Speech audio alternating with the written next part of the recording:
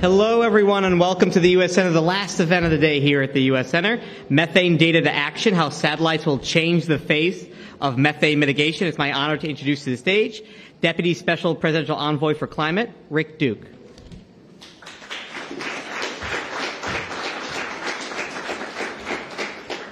Good afternoon. Thank you for turning out end of the day, or at least end of the formal day here, and to talk about something that's tremendously important.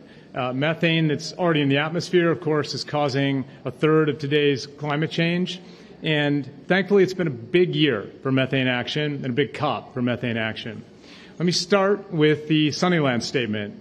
The United States and China, about a month ago, agreed that for the first time, China would commit to include non-CO2 in its 2035 round nationally determined contribution with an economy-wide target. And both countries committed to include targets and actions around methane specifically in those 2035 NDCs. So you have the world's top two emitters stepping up and addressing methane in that context.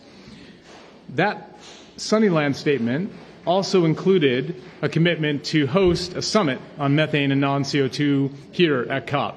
And at that time, we were thrilled to see a range of serious actions come together that include serious action on methane data for action on methane emissions reductions.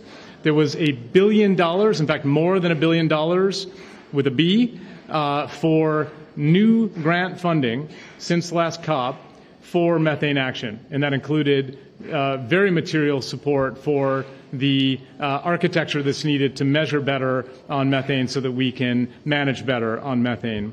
There was also a call from the COP presidency to have all parties include all greenhouse gases on an economy-wide basis in the next round nationally determined contributions. And I'll note that as soon as we shut down shop here at COP28, the world will turn, appropriately enough, its attention to that next round of crucial NDCs for the year 2035, which is basically halfway to where we need to be approaching net zero on a global basis on an all greenhouse gases basis. So good that we are focusing attention on that, including here at COP28.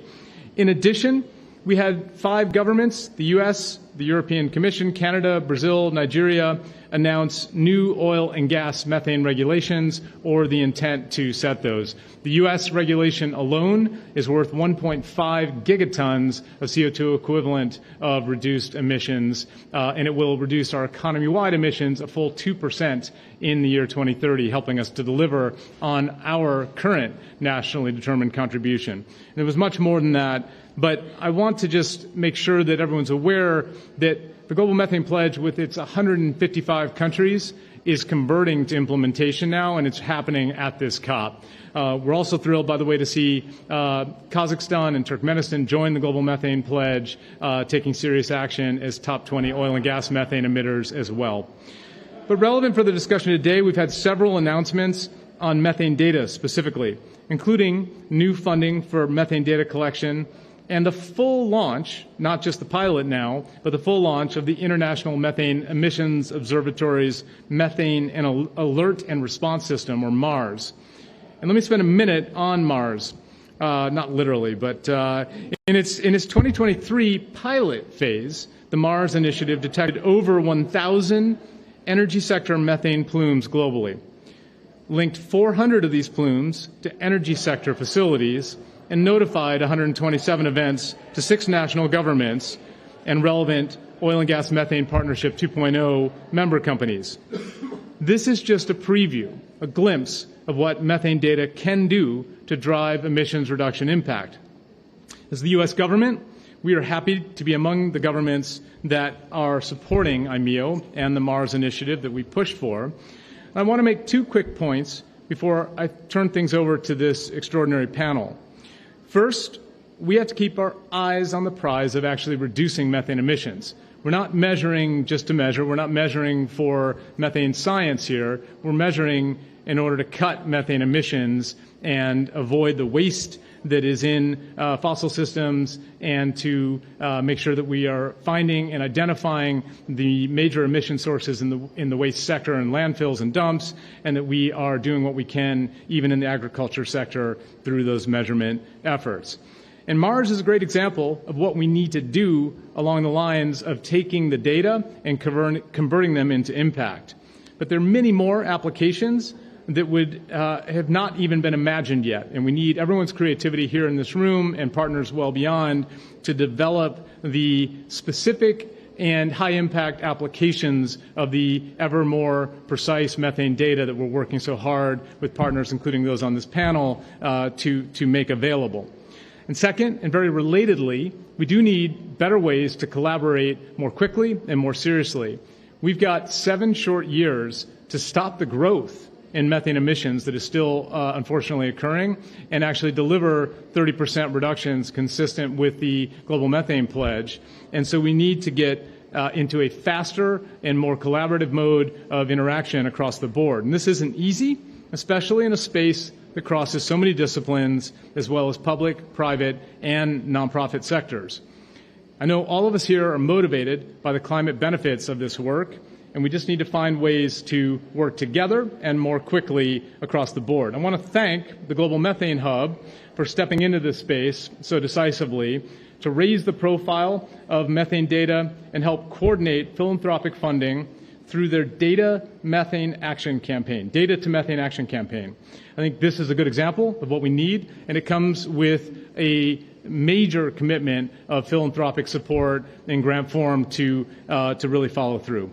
So I'll just close by thanking everyone here for the work you're doing and have done on cutting methane. There is no faster way to pump the brakes on climate change. There's nothing that compares to cutting methane in terms of reducing climate impacts right now and through mid-century. And so we have to deliver. And thankfully at this COP, we've really started to transition towards actual implementation of the goals of the methane pledge. And we have the right coalition, 155 countries strong, including a wide range of countries, most of the biggest agriculture and livestock countries in the fold, and an increasing number, most of the big energy producers as well. And of course, lots of countries stepping up, even on the waste front with the Lowering Organic Waste Methane, Low Methane initiative here as well. So the platform is there. We're starting to measure with ever more precision, and now we just need to manage even better and faster and collaboratively. Thank you.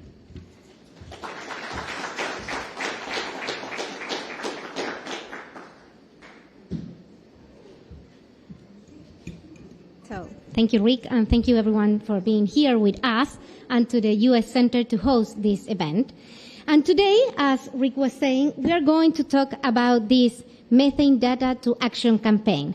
And we're talking about satellite observations because they have helped us to show that the real-world methane emissions are higher than the ones that are self-reported. And next year, new satellites will supercharge our capacity to detect emissions. And for example, IMEO has shown how effective the Methane Alert Response System that Rick was talking about can be in detecting and repairing leaks in the oil and gas sector. So this session will address the challenges of turning data into actions and contribute to urgent methane mitigation and provide transparency and integrity to mitigation commitment. My name is Carolina Urmeneta. I am the Program Director for Circular Economy and Waste at the Global Methane Hub. So today we are going to talk about energy and also a little bit about waste, which is also important. And considering what Rick has told us about the new NDCs, it's also important to consider when we talk about data that we have also countries a new commitment, right? We need to present the biennial transparency report next year, and then that's a biennial thing. So we have a really good opportunity to talk about data and how to improve our inventories and how to get this methane mitigation. And our first speaker is Kenzie Huffman, the Director for Strategy and Partners at Carbon Mapper. So Kenzie, please come in, and we're going to listen to your presentation.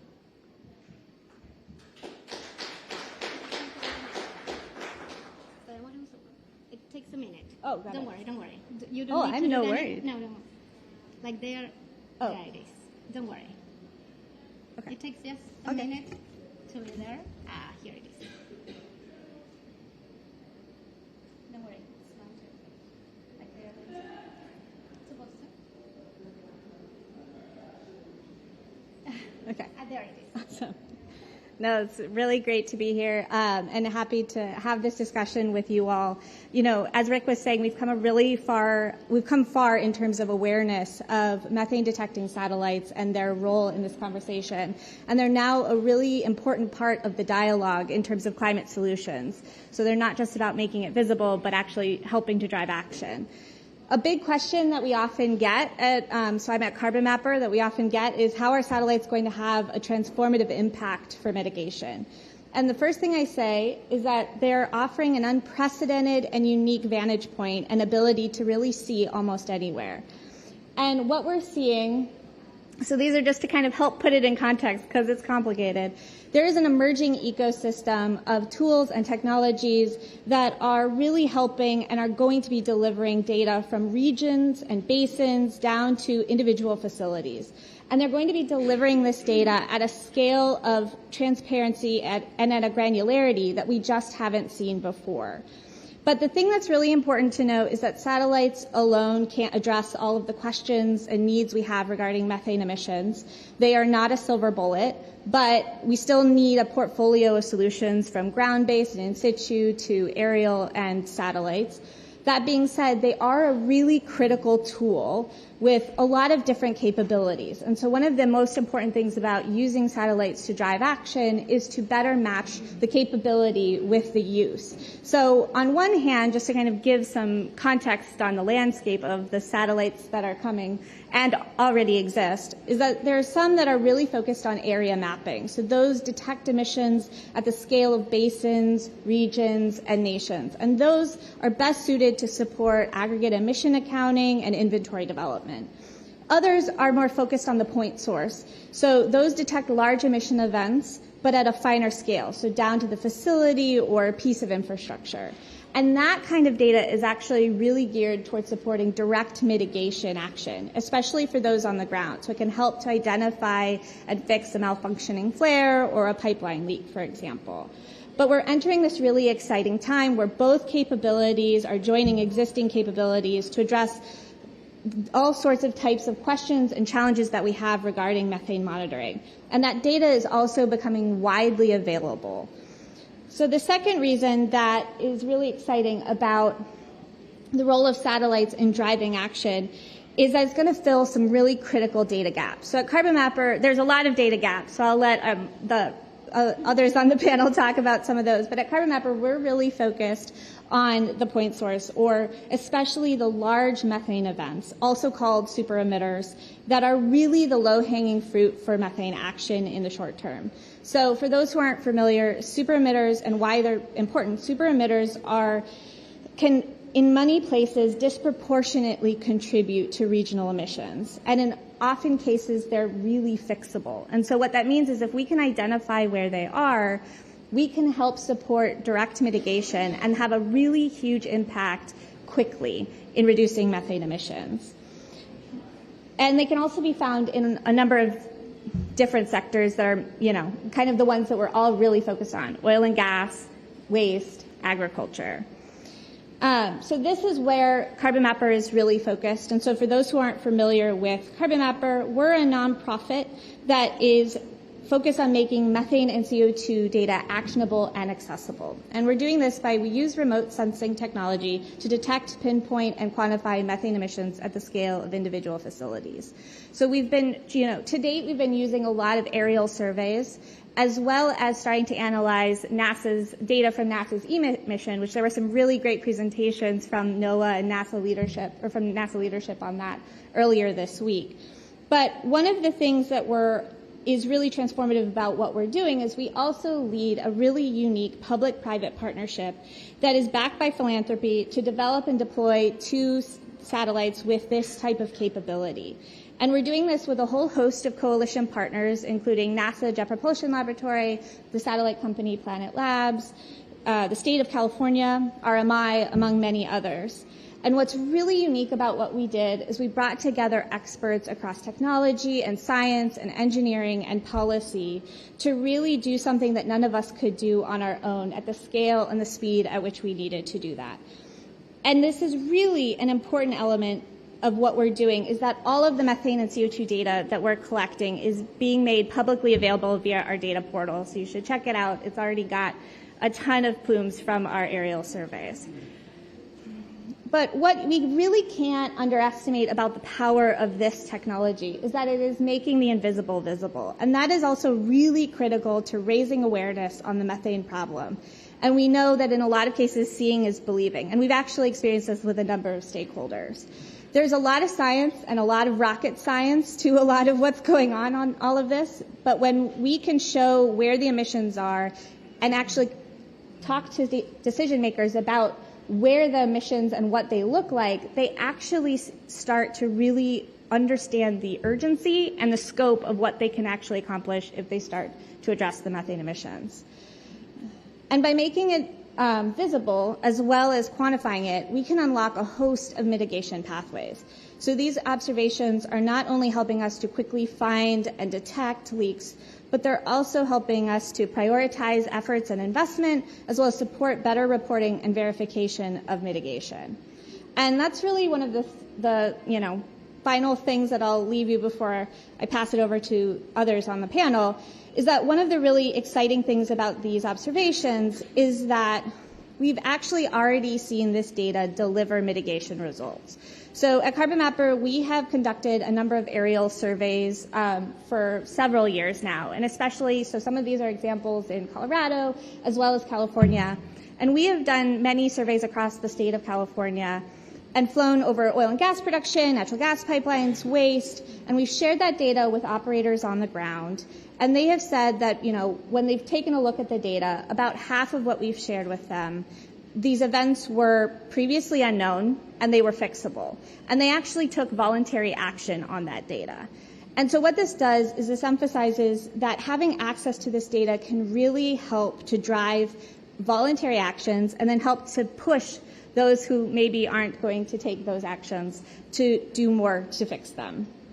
But one of the other really equally and important elements of these observations, and I'm really hoping this works, is the ability for these observations to verify that reductions have actually been achieved. So here is an example of some observations that we did over several flights over a power plant in California.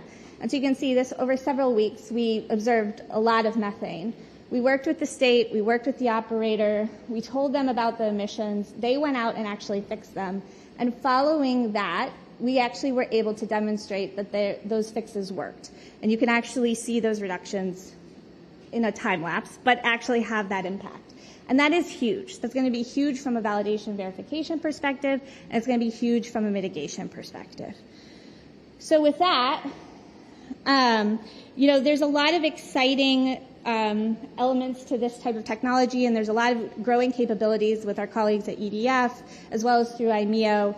But we don't have to wait. There's a lot of data that's already out there, as Mars showed us, and as Carbon Mapper. So this is an example of our data portal, and we've analyzed a number of methane emissions globally. But one important thing that we need to remember is that data alone cannot solve all these problems. There are a number of things that we need to really do to make sure that this data has an impact. One, we need to work to build trust in the data. Two, we need to make sure that the resources are there to scale and support and sustain these observations. And three, support capacity building to use and understand the data. And this is really critical. Investing in data to action tools is how we're going to actually get the mitigation that we need. So there's a lot on the horizon that we're really, really excited about, and it's going to be a transformative period of transparency around methane emissions, and we're really excited to be a part of that. Thank you.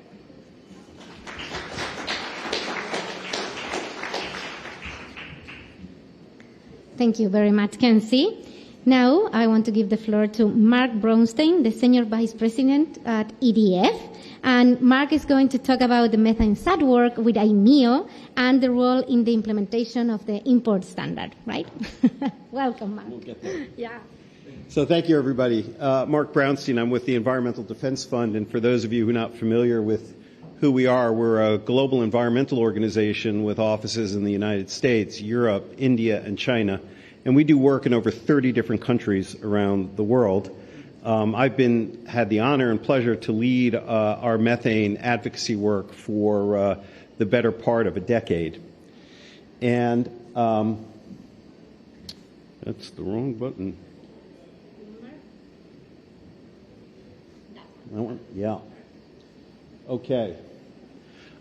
We started doing methane measurements in U.S. oil and gas operations in 2011 when the shale gas revolution started in the United States, and there was this tremendous uptick in gas production in the U.S. And there was quite a bit of debate at the time about whether or not methane pollution from those operations were undercutting the environmental benefits of moving from gas to coal. And what we learned very quickly early on was that the industry was using engineering calculations to do their reporting. Early studies that we did using aircraft and using actual monitoring at production sites quickly sensitized us to the fact that these engineering estimates were not giving an accurate reporting of methane emissions.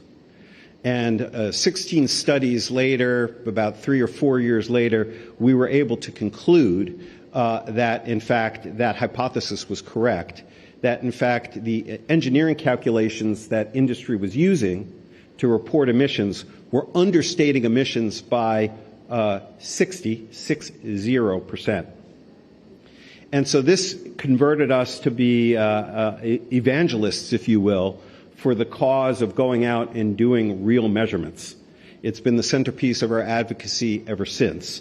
And in fact, the results that we have gotten in the United States, we've replicated in Canada, in Mexico, in Europe, in Australia. So this is a common phenomena. Engineering estimates are not the coin of the realm. We really need to be doing ongoing monitoring using actual data. Now, here's the tricky part.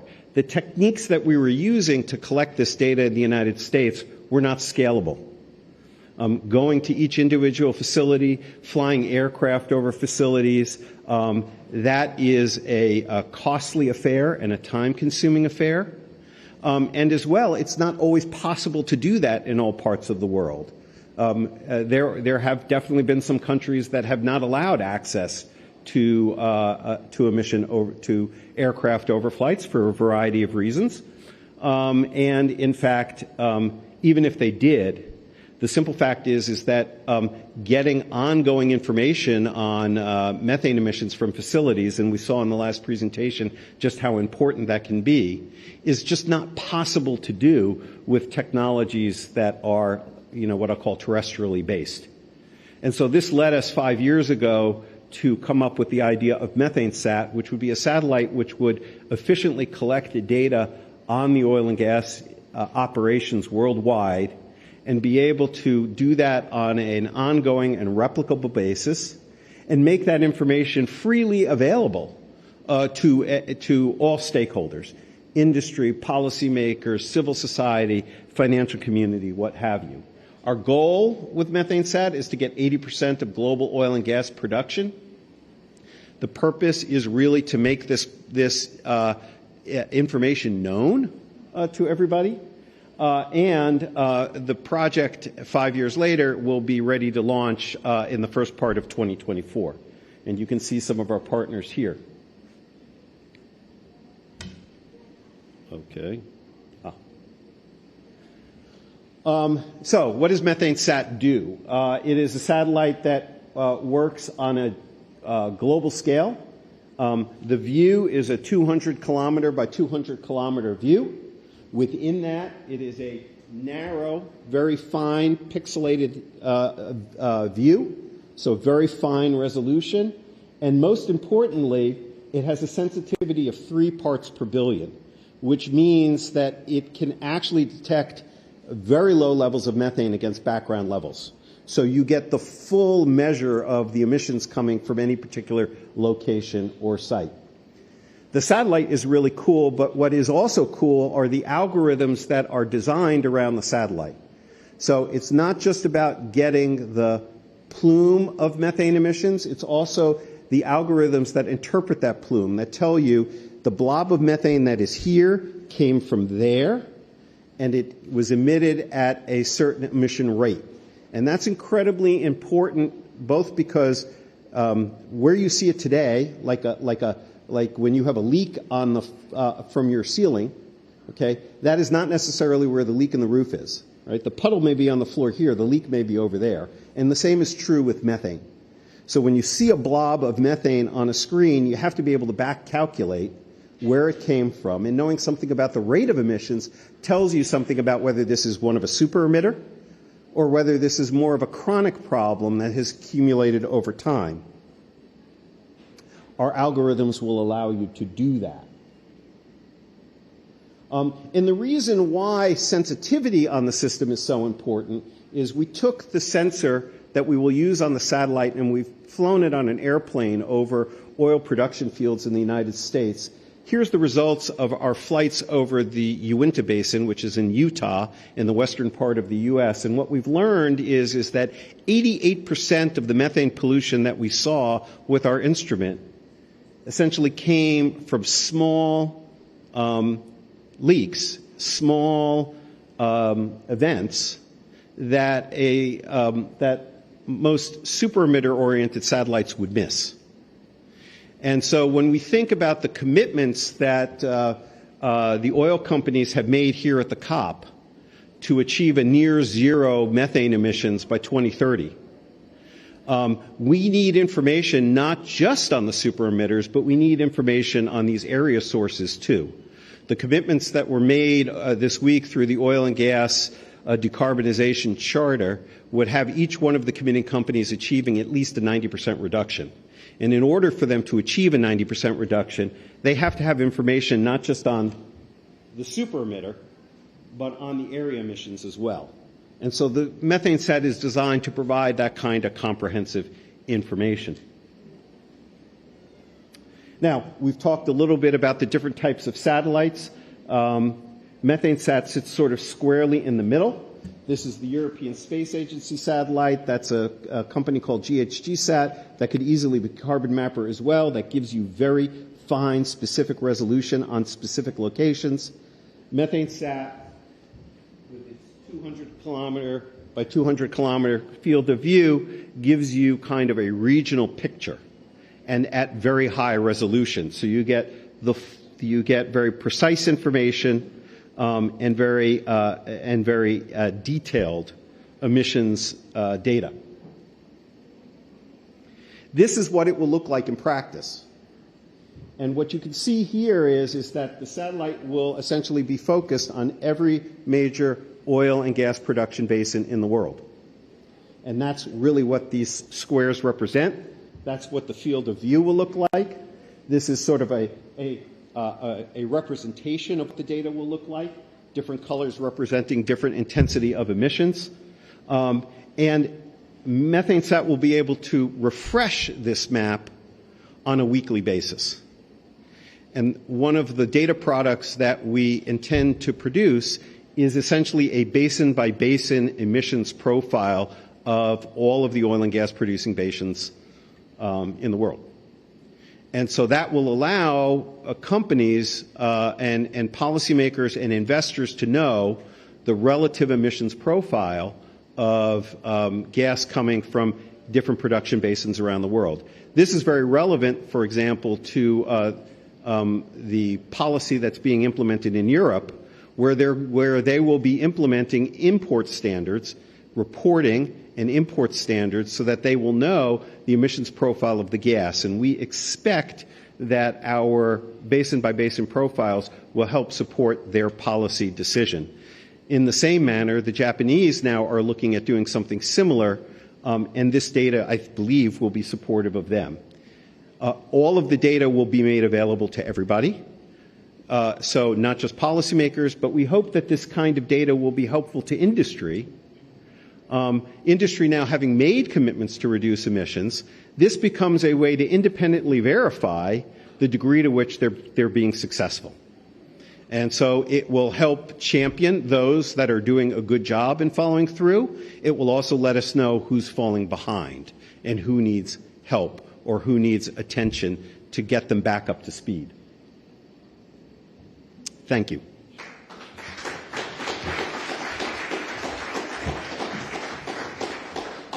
Thank you very much, Mark. It was a great presentation too.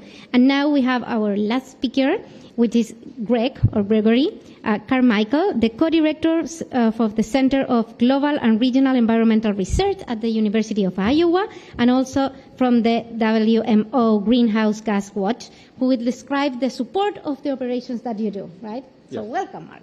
Okay, thank you very much. It's my pleasure to contribute to this discussion. And as indicated, I'm going to be talking about some of the activities that World Meteorological Organizations do that's relevant in this space. Specifically, I'm going to talk about the Global Greenhouse Gas Watch. It's a new initiative. I'll talk about that very briefly, and I'll talk about other related activities. So the new WMO Global Greenhouse Gas Watch is an internationally coordinated operational monitoring. It's operational is the real key point to this, monitoring of greenhouse gas concentration and fluxes, and it's put together in support of climate change mitigation action under the Paris Accord. It has some key elements. The key elements are three. It's going to, again, coordinate an integrated global greenhouse gas observing system spanning the surface and actually below surface because it's ocean-based as well, surface to space-based. And again, it's operational infrastructure. The data will be flowing. It'll be flowing. You can think of it in terms of the same way data is flowing into numerical weather prediction. The second key component is a 24/7 operational greenhouse gas modeling and data assimilation system. Again, we'll be operating at multiple centers like numerical prediction centers, providing global information. And I'll talk a little bit more about this, but both in terms of concentrations and in terms of flux inversions, net fluxes. And the third component is it's going to be, again, operational. It's going to have routine international coordinated comparisons, establishment of verification metrics, and keeping score of those metrics as the system evolves over time. So this is a system that's going to be put into place and will be here, and is anticipated will be here moving forward in an operational framework. The primary outputs I mentioned of this system is going to be time continuous fields of, and in the first initiation, we're focusing on 3, carbon dioxide, methane, and nitrous oxide concentrations. And then also the flux inversion, which will be monthly basis in terms of net fluxes of the same 3 components. The initial implementation, we're finalizing the implementation plan now, and it'll go to the Executive Council early next year, and expected to be the first implementation will be later in 2024 and available for example, in use in the next global stocktake. The resolution of the initial phase, we're targeting 100 kilometers by 100 kilometers, and then with the motivation that over time we'll be able to improve the system to much higher spatial resolution. Already the people that are expected and working with us in terms of the use of this global greenhouse gas watch information will be parties to the Paris Agreement, regional and local users, and I'll talk a little bit about more of this. Again, this will be information that's provided globally, which is anticipated to then stimulate a lot of the finer scale resolution and multi-scale applications. Carbon markets and verification, science community working on budgets, and in support of scientific information like the assessments of IPCC. And as I mentioned at our Congress in earlier this year, 193 countries are committed to helping us implement this from the WMO perspective.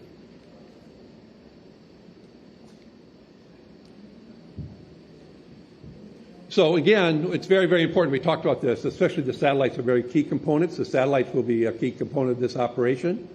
They will be used in the assimilation system that will help to produce both the concentrations and the top-down estimates of emissions. And we know that the emissions are really what we need to know more about, and that's where we take the actions.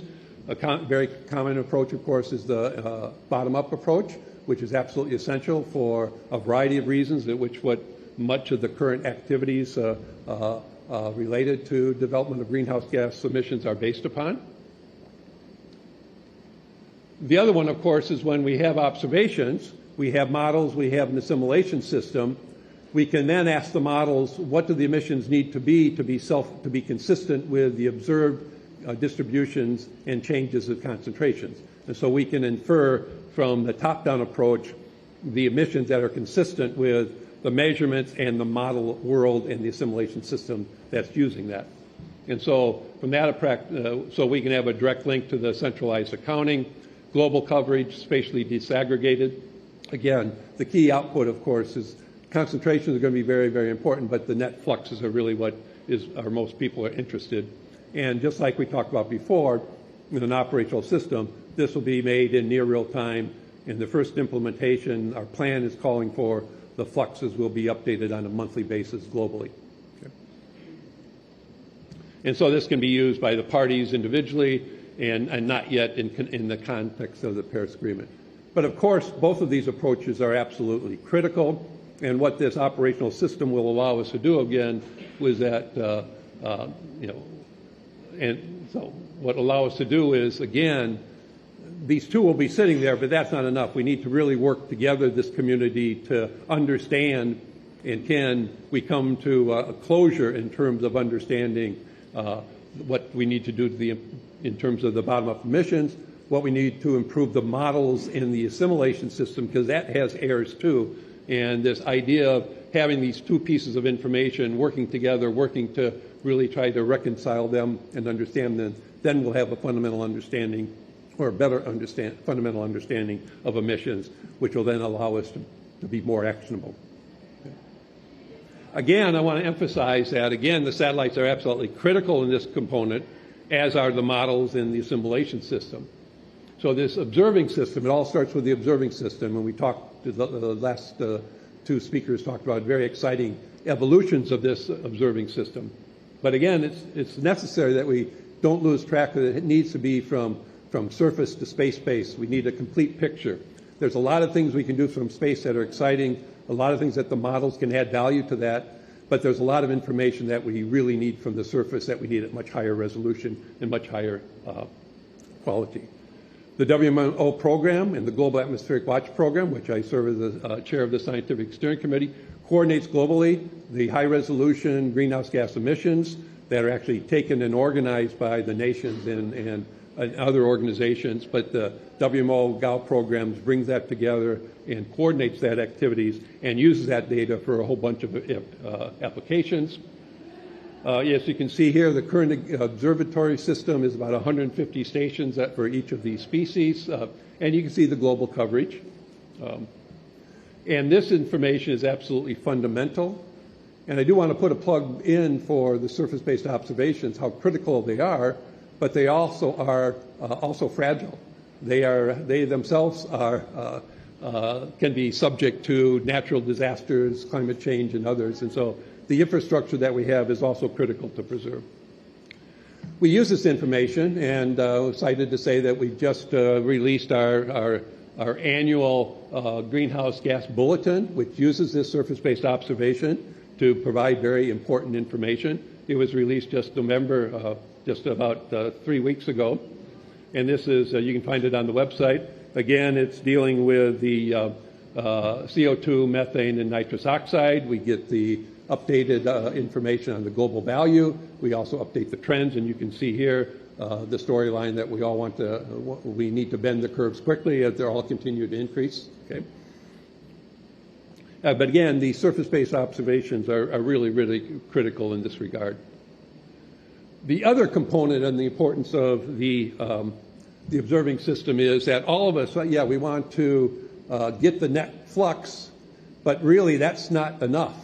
We need much more than that, right? We need to know what are the anthropogenic components, what are the natural components, and what are the sectors that are contributing to it.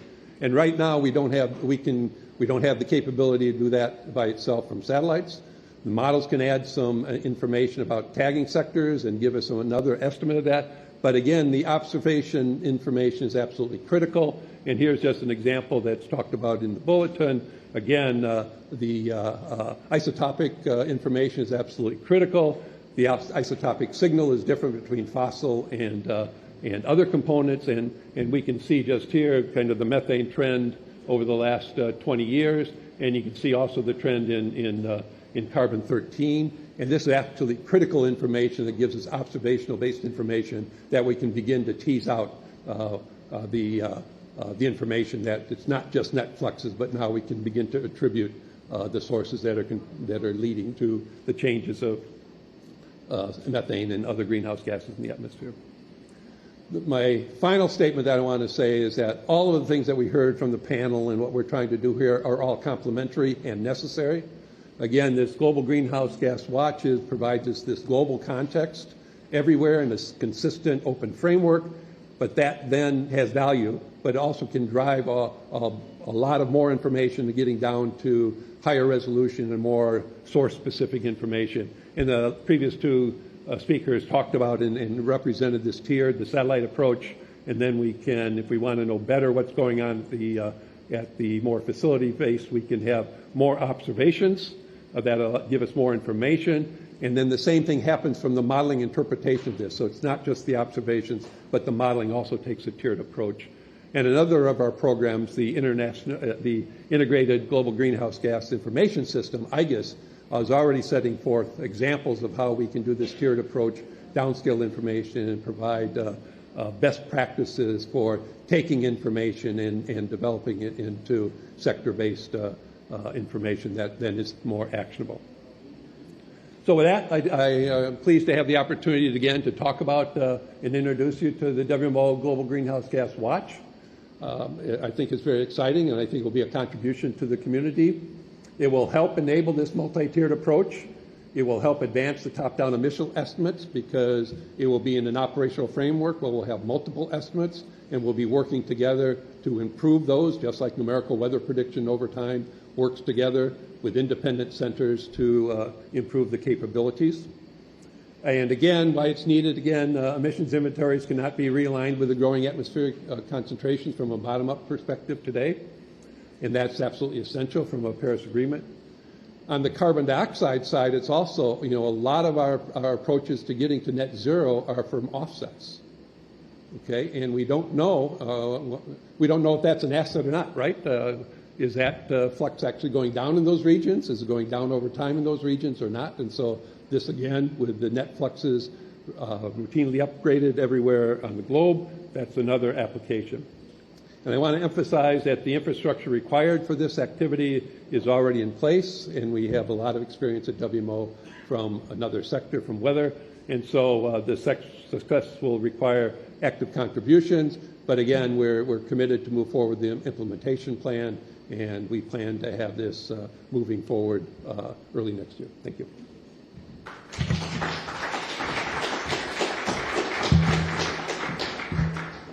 Thank you very much, Greg.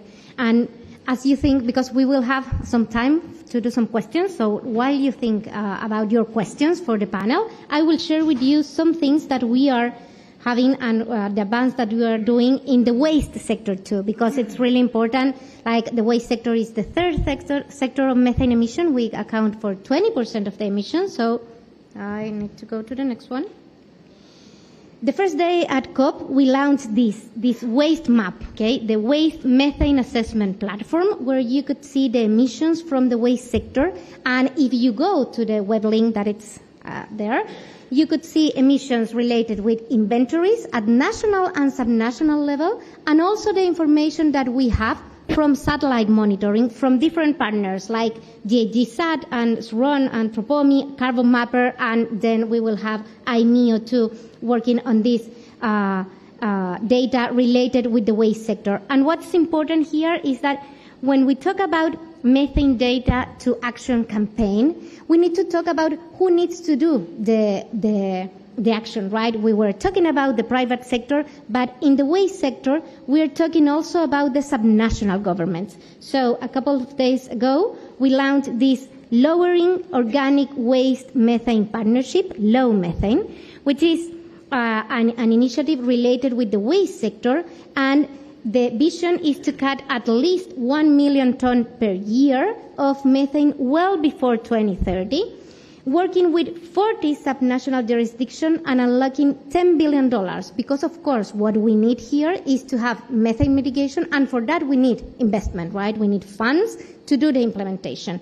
So what we do here is to work with jurisdictions that they need to commit to specific methane target.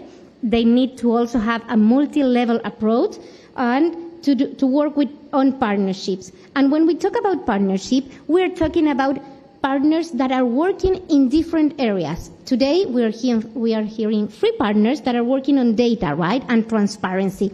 But we need to work also with partners that are working on finance, of course, because we need the funds to do the implementation of the activities. So here we have, for example, the IDB with a huge commitment. But we also need to talk about technical capacities and policy building, right? Like we need to do policies related with climate action plans like the new NDCs. But when we talk about subnational governments, we are also talking about, for example, their zero waste action plans and how to engage with them and how to engage with communities that are also really important when we talk about implementation and when we talk about action campaign. So what we launched here at COP is this initiative with an inaugural cohort of national governments from Chile, Dominican Republic, Nigeria, and Indonesia. And we are working with their subnational governments in order to get the implementation and the action that we are talking about. And that is what we want to work with, within the next years in order to have methane mitigation related with the waste sector. And now, and I hope that you are thinking on some questions to the panel, we are going to talk about this methane data to action campaign. What we want is what we see here, right? To comprehensively deliver increased funding to enable governments, business, and other actors to radically reduce harmful methane leaks and drive effective policy change through never-before leveraged data. And for that, the campaign will deploy pooled and aligned funding against this roadmap, right? That's what we do at the Global Methane Hub, and that's what we are presenting this campaign. So now I am happy to welcome the speakers to join to the stage, please. And if you have some questions, we are happy to answer that. If not, I do have some questions prepared, of course, to discuss. So please, come here. We have like 10 minutes or something like that. Sorry.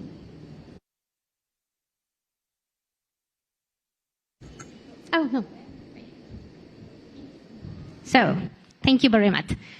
Does anyone have some question for this excellent panel? Not yet? So, I will start with Kenzie. Kenzie, you were talking about the trust in the data, right? Which is a huge challenge because we were talking about governments and about also the private sector, right? Like how to engage with them and how to have trust on this data. Could you share with us the work that you are doing in different countries with national government and non-state actors in order to get that engagement? And what are some of the results that you are getting from that work? Yeah, it's a great question. So we have done, to date, a lot of our data collection has happened in the U.S. and Canada, but we actually recently did some aerial surveys in Latin America and partnered with the Global Methane Hub and flew in Colombia, Ecuador, and Chile.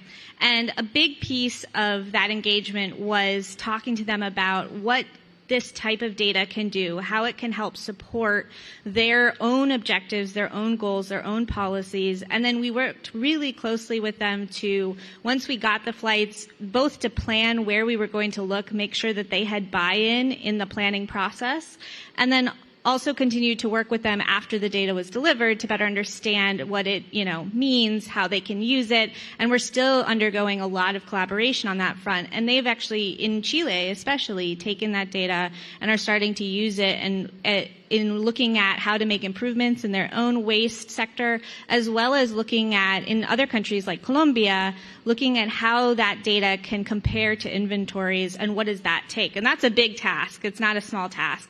But they're starting to work on that. And I think when we talk about building trust in the data, one, it's really making sure that all the partners that are either needing to implement or needing to integrate or are, going to use this data in some way are at the table from the beginning. The other thing I will say is, broadly speaking, at Carbon Mapper, we're working, and EDF and IMEO and everyone is working on this other big need, which is aligning and creating some standards and frameworks around how the data can be analyzed, how it's collected, how it's used, because there's a lot of different emerging capabilities, as we've seen, which is really exciting, but making sure that people understand what it's telling us and that we have kind of some aligned best practices to help guide that interpretation of that data and the algorithm development, because some algorithms are actually optimized for certain types of capabilities and can't necessarily, work to all capabilities within the satellite system. So really identifying some of those frameworks and standards and methodologies so that we can actually build trust in the data collectively. Thank you. And that's a perfect framework for my next question, because Mark, you talk about independent verification, right? And when we talk about verification, most of us that are in the climate change field from a long time, we think about carbon markets, CDM, things like that. So what are your thoughts about standards and this type of data? Do you think it's possible to use this data like for next period of carbon markets or something like that? Or we are far away from that too? Well, actually, I think the most immediate application for data like this is in support of policy direction that, for example, the European Union is going in, where in addition to putting standards in place for domestic producers, they're putting standards in place associated with the gas that they import. And Europe continues to be the world's largest gas importer. We're seeing a similar move, again, in East Asia, where Japan and Korea and the United States and Australia all signed an accord this summer that now has JOGMEC working with JERA and KOGAS, the Korean gas utility, to begin to develop methodologies to also require reporting of methane footprint for the gas that they import. This is, I think, a game changer, because what it does is it creates the expectation amongst producers that their methane footprint will matter. And I think it's one of the reasons why we saw so many international oil companies and national oil companies step up and commit here at this COP to significant methane reductions, because these companies understand that environmental performance will matter, and they need to be ahead of the game in terms of both the requirements and the transparency that the data will create. Thank you. And totally right. Like that's what we are seeing related with standards and with import standards, for example, right? Like that's the important part. And if we go because Greg, you talk about reconciliation, right? Reconciliation together with the data that you have from WMO and what we have from satellites. But I also want to ask you about the talent we have working with local universities, for example, to understand this data. What are your thoughts about that and how we could improve that work? So I think in all of the aspects that we're talking about producing lots of additional and new information, but capacity development is absolutely the critical component, and part of our implementation plan will talk specifically about capacity development components, and our program in WMO, that's a classic problem of we can provide better and better forecast information, but what do people do with that? And so that's and I think in this particular area of expanding the observing system and improving the information, I think it is important that satellite's going to be great and we're going to make a lot of use of it. It's not enough. The surface-based observation program also has to increase, and the capacity to operate those surface facilities is limiting. Also, the calibration gases that are needed to have the number. So there's a lot of capacity, both in terms of the human resources and other components that have to come together if we're going to realize the system and use all the information that we're providing in various different forms right now. Thank you. So totally, we're talking about capacity building. And yes, we have a question, please. Thank you. Todd Hines with MIT and the Woodwell Climate Research Center. Emissions from thawing permafrost are not included in 82% of Earth systems models. The Permafrost Pathways Project is working to increase the ground data available for methane and CO2. Can MethaneSAT reach that level of sensitivity to see ground-based emissions from thawing permafrost, and can that be used to improve the models for climate? MethaneSAT has the sensitivity is 3 parts per billion, so it's very sensitive. It has the capacity to, over time, develop algorithms that would allow us to do assessment of, agricultural emissions and landfills. The methane air campaign that I talked about earlier in the Uinta Basin is collecting data on landfills now as part of its overflights. So the instruments definitely can do it. The attribution of the emissions, right, of what you're seeing depends very much on the accuracy of the maps that you have in terms of what's on the ground. So one of the key elements of the MethaneSAT project is to create an open source mapping of oil and gas infrastructure globally so that you're able to tie the emissions back to what you're seeing on the ground. So that's another attribute of this. In terms of, agricultural emissions or in terms of landfills, the same sort of thing would need to be done in order to be able to do, using the data that we're collecting to do attribution to other sources.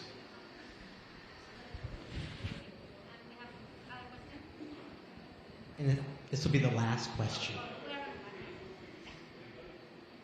Thank you very much. I'm working with NIGI, Natural Resource Governance Sector Institute, and we are partnering with Global Methane Hub with the project in Nigeria and Senegal. And I'm very happy to see your presentation. And I have two questions. The one is with your presentation, it seemed like that in the map you are not very having data in West Africa, on even if Nigeria, for example, and I think that country new producer like Senegal need also to anticipate this to make sure that we will not be at the level without reducing this. And we are working with different stakeholders, including EITI, who have a role in terms of monitoring. And how do you think that this kind of technology will be facilitated to our stakeholder like university? Because of in our project we are partnering with the University of Sheikh Anta Diop to make sure that all of the methane will essentially be open source. So any industry, any policymaker, any research institution, any advocacy organization will have access to it. The map that I showed you is representative. It's not the satellite won't launch until sometime in 2024. We're right now targeting the first quarter of 2024. So it won't be until probably the second half of the year that we'll have actual data. All of these satellites use spectrometry, which means that it's light waves. And so as a consequence, right, not every satellite will be able to collect data from every geography every time it passes over it. So in West Africa, where there's cloud cover, if there's a lot of cloud cover, you're not going to collect data. And in the same way, right, these satellites won't work at night. And at northern latitudes, they will also be more challenged because of the angle and because of the light. And so it will take a little bit of time, a number of months, and a number of daily and weekly passes of the satellite in order to build up the kind of inventory that would allow you to do the region by region maps. But rest assured, the Western Africa is very much, going to be part of the assessment, and would welcome the opportunity to talk with you about how we make sure that the data is most relevant to you in your work. So thank you very much. I know that we are on time, so thank you for the great speakers and also for you to be with us. And the invitation is to work together on methane data, but also to go to action, right? This action campaign is what we are looking for. Thank you very much.